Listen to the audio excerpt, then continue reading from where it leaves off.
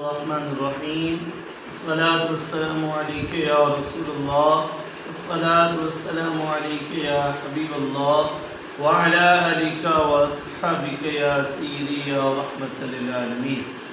سورۃ البقرہ آیت نمبر 198 اور 199 کا ترجمہ اور تفسیر سماعت فرمائیں۔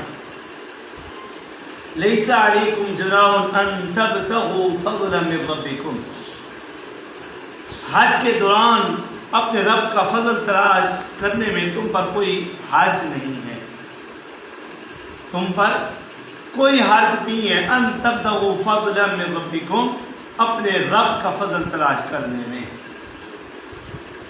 مقبل میں آپ نے سماعت کیا اور ہم نے آیت نمبر 197 میں یہ وضاحت پیش کی تھی کہ جدالہ کا ایک معنی ہے بحث کرنا، کسی کے ساتھ ہے وہ گفتگو میں بحث مباحثہ جھگڑا کرنا۔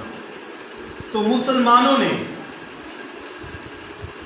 حج کے دوران حج کرنے جاتے تھے تو وہ تجارت نہیں کرتے تھے، اس لیے ہم تجارت کریں گے تو ظاہری بات ہے لین دین میں بحث تو ہوگی، تو ہماری آواز بلند ہو جائے تو کہیں ہم اس جو ہے وہ وعید میں نہ آ جائے۔ انہوں نے تجارت کو جو ہے وہ ناجائز سمجھا، چھوڑ دیا۔ اللہ تعالیٰ نے یہ آیت نازل فرمائی۔ ایک روایت یہ ہے۔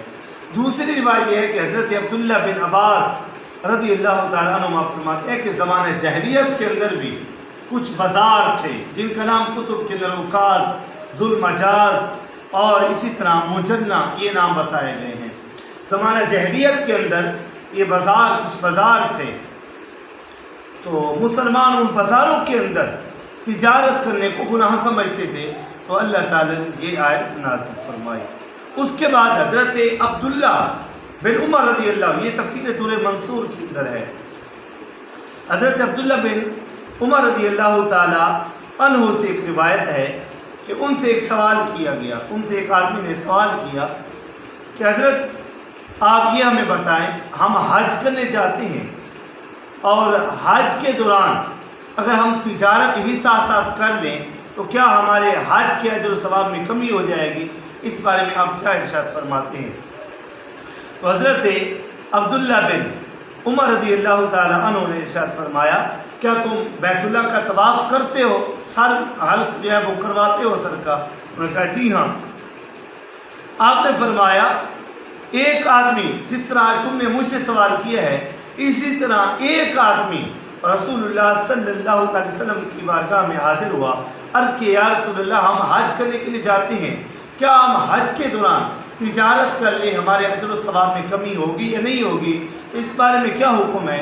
حضرت عبداللہ بن عمر فرماتے ہیں کہ حضور صلی اللہ تعالیٰ علیہ وسلم نے ابھی ان کو کچھ جواب عنایت نہیں فرمایا تھا، کچھ جواب ارشاد نہیں فرمایا تھا، ابھی آپ خاموش تھے۔ اللہ تعالیٰ نے جبریل علیہ السلام کو یہ آیت مبارکہ دے کے جو ہے وہ محبوب کے پاس بھیج دیا۔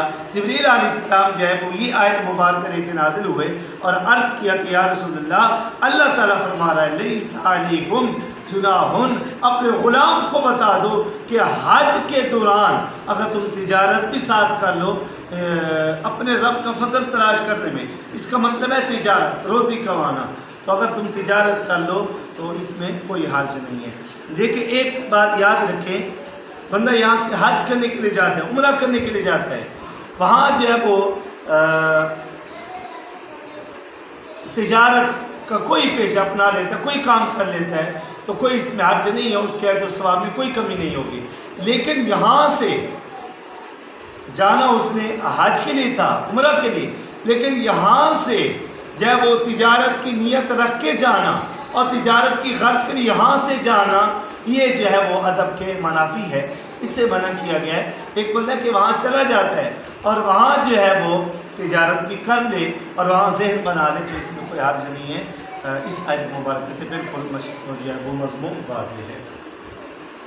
آگے دیکھیں، فَإِذَا أَفَضْتُمْ، اب لَيْسَ عَلَيْكُمْ جُنَاحٌ أَن تَبْتَغُوا فَضْلًا مِّن رَّبِّكُمْ، اس کا کیا مطلب ہے؟ آپ کو تین جو ہے وہ اقوال بتا چکا ہوں، حضرت عبداللہ بن عباس کا بھی کہ زمانہ جاہلیت میں جو ہے وہ کچھ بازار ہوتے تھے، اور حضرت عبداللہ بن عمر کی جب وہ روایت تفسیر در منصور کے حوالے سے وہ بھی آپ کو بتا چکا ہوں، اور ایک معنی جو مفسرین نے یہاں پیش کیا ہے کہ بحث سے جب وہ منع کیا گیا، تجارت میں بحث ہوگی، تو انہوں نے اس کو جو ہے وہ معدوم سمجھا، ناجائز سمجھا، تو یہ آیت نازل ہوئی۔ یہ آپ کو تینوں جو ہے وہ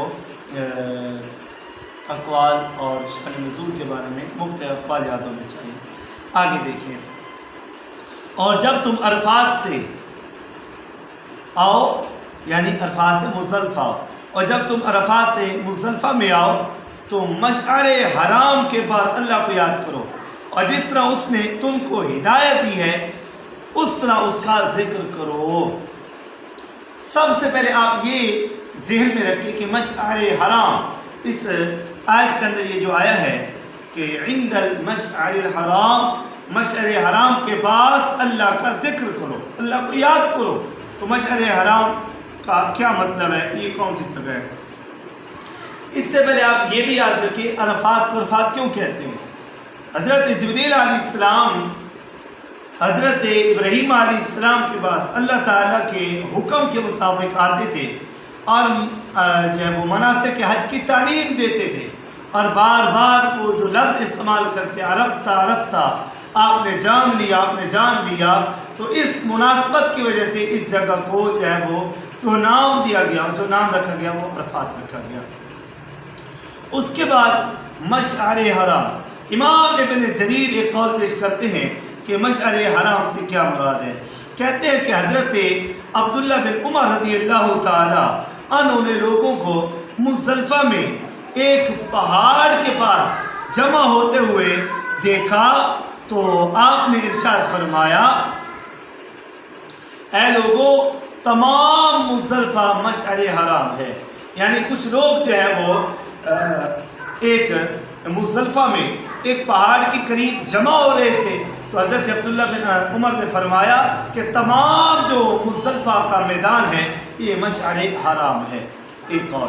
دوسرا قول حضرت سعید بن جبیر سے یہ قول جو ہے وہ موجود ہے، اور یہ جامع البیان کے اندر ہے، حوالہ بھی نوٹ کر لیں۔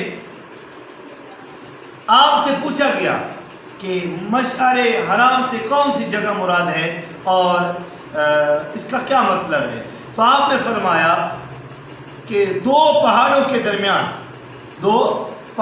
درمیان مزدلفہ میں دو پہاڑ تھے، اب تو جو ہے وہ فی زمانہ آبادی کی وجہ سے وہ نہیں ہے، اس وقت دو پہاڑ تھے، آپ نے فرمایا یہ جو دو پہاڑوں کے درمیان جگہ ہے اس کو مشعر حرام کہتے ہیں۔